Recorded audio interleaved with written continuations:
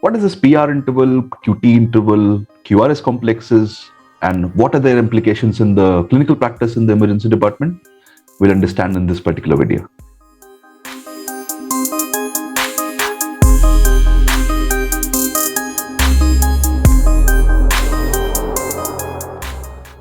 Now, before we delve into the concepts of each and every interval per se, why do we need to know about them?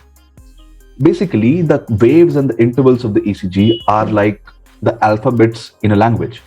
If they are put in a particular sequence and they are placed normally, it leads to meaningful words and a normal sentence, which builds a normal story. Now, in the context of the ECG, if you find any abnormalities in these intervals or waves, they represent an abnormality in the structure of the function of the heart. And if you pick those abnormalities, you'll be able to diagnose some specific conditions. Even more important is that the abnormalities of these intervals could be a precursor to more life-threatening situations. So if you pick these abnormalities upfront, you can save your patient's life or a potential adverse outcome in that particular patient. So let's delve right into understanding each and every interval and what are their clinical significances. How exactly are these intervals measured? So the first thing which you should know is the difference between interval and segments. So segment typically is an area which is between two waves of an ECG. For example, the area between the P wave and the QRS complex is called the PR segment. Area between the end of the QRS complex to the beginning of the T wave is called the ST segment. However, the intervals typically have at least one wave incorporated. So unlike the PR segment, which does not include any wave, the PR interval starts from the beginning of the P wave to the beginning of the QRS complex. The term is called the PR interval, but it is not from the start of the P wave to the start of the R wave. It refers to the QRS complex. The QRS complex can begin with the Q wave, it can begin with an R wave, or it can just be a QS complex like this. But the start of the QRS complex is what is the referral point for calculation of the PR interval. Start of the QRS complex to end of the T wave is called the QT interval.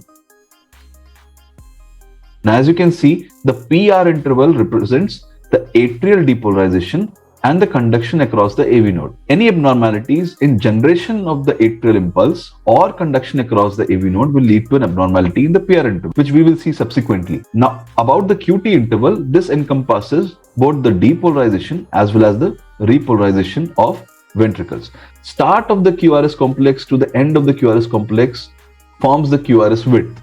In addition to these three, there is something called as the RR interval, which is from the distance between the two adjacent R waves, and the PP interval, which is the distance between the two adjacent P waves. These two intervals are more or less used for calculating the patient's atrial and ventricular rates. Now, what are the normal values of these intervals? The PR interval normally ranges from 120 to 200 milliseconds, that is 3 to 5 small squares. The QRS width is less than 120 milliseconds, that is less than 3 small squares.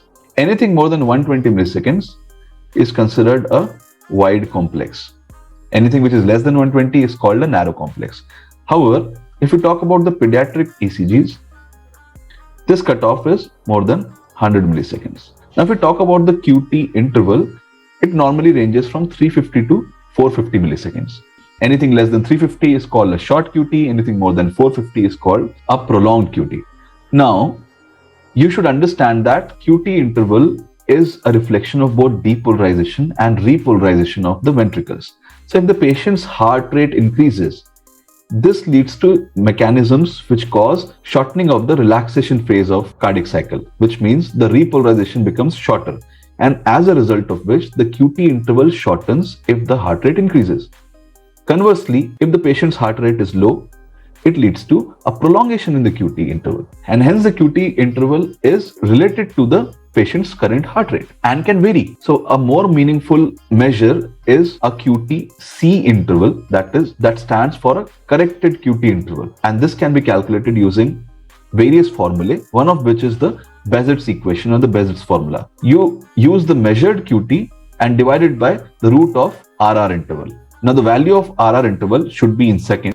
Now, this QT interval actually depends on the morphology of the QRS complexes and the T wave, and this can vary slightly from one lead to another. So typically, the QT interval is measured either in lead 2 or in the lateral leads V5, V6. Now, once you start measuring the QT interval, the longest QT which you measure in any of these leads should be considered.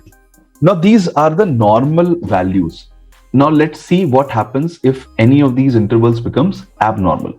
So talking about the PR interval first of all. So whenever you see a PR interval that is more than 5 small squares or more than 200 milliseconds, that is called a PR prolongation, and it is a typical finding in the first degree heart block. An additional essential criteria for the diagnosis of first degree heart block is that each P wave should be followed by a QRS complex, and hence the number of P waves should be equal to number of QRS complexes seen on the ECG. If you see any dropped beats in the presence of any PR prolongation, that is not first degree heart block, and that will make it a second degree heart block. It is a very important understanding. So for the diagnosis of first degree heart block, there should be a PR prolongation and there should not be any dropped beats. Now let's discuss about the shortening of the PR interval. So this is the SA node, this is the AV node, and the conduction goes to the ventricles. This is a normal pathway. Sometimes what happens is that instead of going through the AV node to the ventricles, there is an additional bundle which leads to excitation of the ventricles in an aberrant way, bypassing the AV node. This is called a pre-excitation kind of a syndrome, the typical of which is a WPW. Now, since there is no AV node in this particular pathway, this leads to a shortened PR interval. Now, this is the ECG of a typical WPW syndrome. You can see that the P wave is soon followed by a QRS, giving rise to a very short PR interval. Normally, the QRS complex looks something like this, that there is a sharp upstroke and a sharp downstroke. However, you can see here, because of the aberrant conduction, there is a slurred upstroke. There is a slurred upstroke of the QRS segment, and this is called the delta wave. And because of this slurring, the QRS width increases, and hence there is a wide QRS. So these three form the triad of WPW syndrome, that is a PR shortening, a presence of delta wave, and the presence of wide QRS complexes. Now mind you that these delta waves are not seen in all the leads, and even in those leads they may be visible only in some of the complexes. So whenever you find a short PR segment, you should be very careful in scanning all the 12 leads, and you should try to find out the presence of any delta waves. Now, if you are aware of any other pre-excitation syndrome which leads to a shortened PR, but it is not WPW syndrome, do let me know in the comment box below. Now, other mechanism for PR shortening could be an ectopic focus for generation of impulses. So rather than the impulses being generated from the SA node, now the impulses are generated very close to the AV node or very low in the atria, and hence the conduction to the AV node becomes very quick, and this leads to a PR shortening.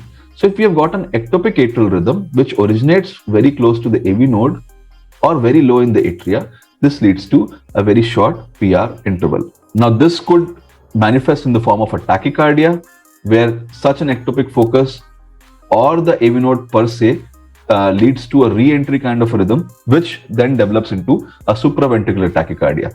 Now, in a supraventricular tachycardia, depending on the site of the trigger, there could be no P waves visible on the ECG, as the P waves could be hidden inside the QRS complexes. There could be a retrograde P wave, or there could be a P followed by QRS, but a very short PR interval.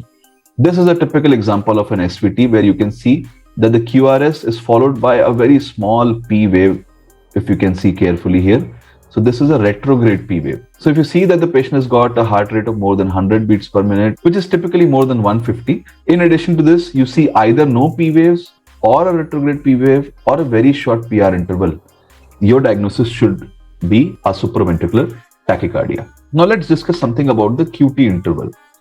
As you saw that the corrected QT interval is calculated in slightly complicated fashion. You need to measure the QT on the ECG, then you have to measure the RR, then you have to take the root of RR, and then you calculate through the Bazets equation the corrected QT. It's a complicated thing, and it may be difficult to do it at the bedside. But if you have to see in the first glance if the QT is prolonged, there is an easy way of doing it called the eyeballing method for QT prolongation. Draw an imaginary line at the midpoint between the adjacent R waves. If this is the first R wave, this is the second R wave, you draw an imaginary line in between and see if the T wave finishes before this midline. And if it is so, most likely the QT interval is normal. However, if the T wave extends beyond this midline, there is a possible QT prolongation. Now, if we apply the same exercise here in the ECG below, you can see that this is the R wave, this is the R wave here. If you draw an imaginary line in between, you can see that the T wave is extending well beyond the midpoint, and hence there is a QT prolongation in this particular ECG. So that is the eyeballing method for QT prolongation. Now, sometimes what happens is that there is a U wave which follows the T wave. Though in this example, the U wave is very small and you can see the end of the T wave, QT interval will be measured from the start of the QRS to the end of the T wave. Sometimes what may happen is that you will find a complex something like this, in which the T wave and the U wave are almost fused together, and hence you will not be able to see the end of the T wave here. Now, this will make difficult for us to see what is the point till which you should measure a QT interval. In such a situation, you consider the end of the U wave as your point for measurement of QT interval. If it is a situation something like this, in which you see the T wave, there is a U wave, but it is not that prominent and it is not completely fused with the T wave. However, the baseline, the end point of the T wave is still dubious. In such a situation, what you do is that you extrapolate the slope of the T wave like this and see the point where it meets the baseline. So the baseline is the TP segment. So this is the P wave, this is the T wave. The TP segment of the ECG is the baseline. You see, this is the point where the slope of the T wave meets the TP segment, and hence, so these are the points which will give you the QT interval. If you talk about the short QT interval, that is less than 350 milliseconds, there are only three causes for it: hypercalcemia, digoxin effect, and congenital short QT syndrome. Now, if you know about the ECG manifestations which can be seen in a patient taking digoxin without the digoxin overdose, do let me know in the comment box below. Now, QT prolongation can be defined as a QT interval more than 460 milliseconds. Though it is different in males and females, and different studies quote different upper values for QT prolongation. But to remember it, anything which is more than 450 should raise your suspicion towards the prolongation of QT. And if the QT prolongation is more than 500 milliseconds, it's definitely pathological and risky and should be attended to immediately. There are various causes for QT prolongation. If you see the highlighted box here, there are many deficiencies which can lead to QT prolongation. It could be hypokalemia, it could be hypocalcemia, hypomagnesemia. It could be hypothermia, that is low temperature.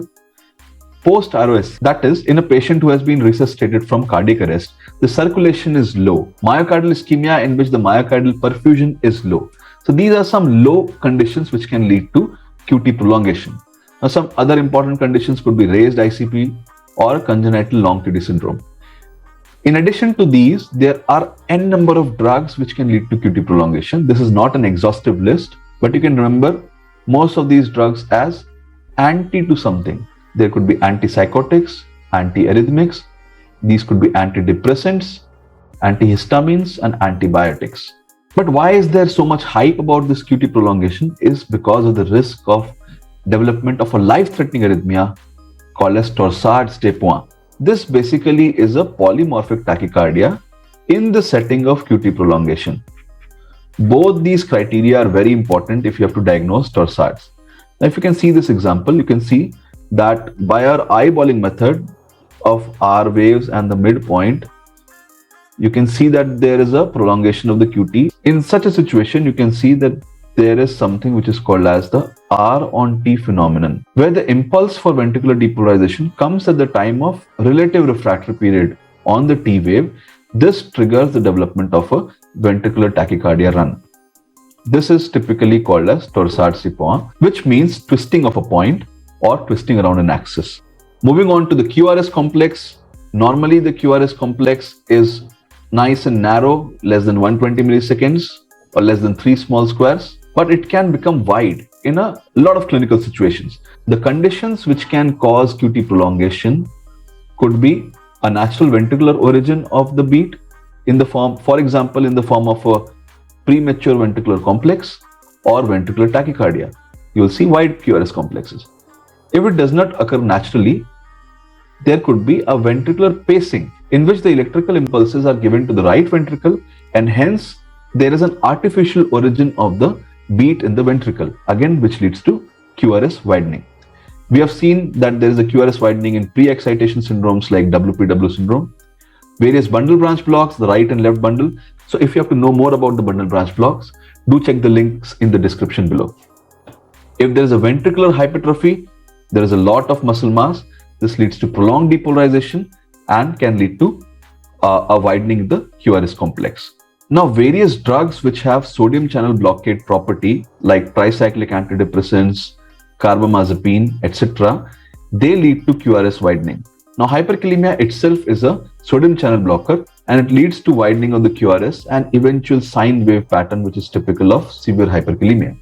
Now, a patient's ECG could have a wide QRS complex, but none of the above mentioned etiologies may be found out in some situations, also known as non-specific intraventricular conduction delay. So these are the causes for widening of the QRS complex in an ECG.